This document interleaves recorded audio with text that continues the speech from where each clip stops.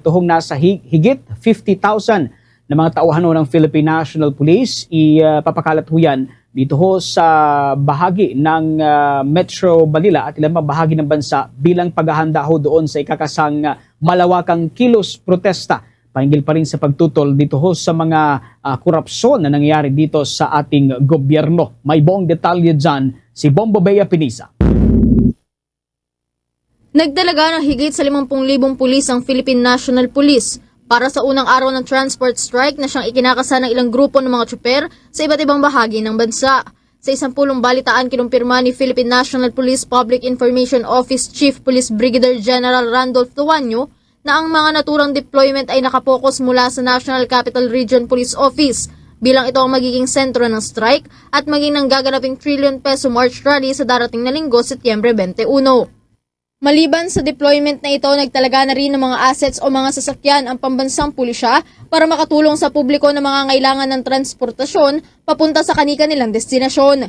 Hindi bababa sa 500 ang itatalagang mga pulis mobile sa lahat ng distrito ng Maynila para matiyak na hindi makakaabala sa commuters ang protestang ito. Tama po. Sa dalawang aspeto po ng preparation ng Philippine National Police kaugnay ng transport strike. Ito po ay ang pakikipag-meeting ng NCR po, especially dito sa NCRPO, na yung tinawag silang libre sakay.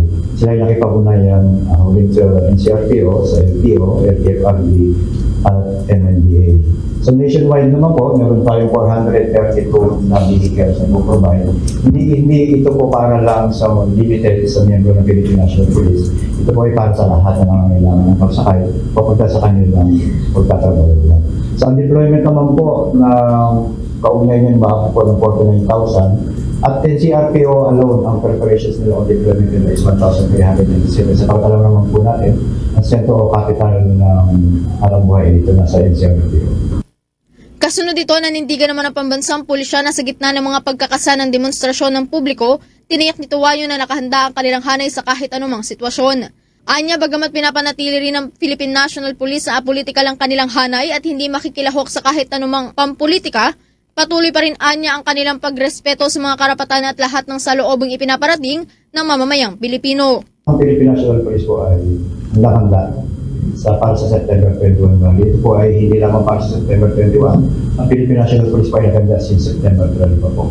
Ang Philippine National Police po ay mananatiling ng kapisan for a political.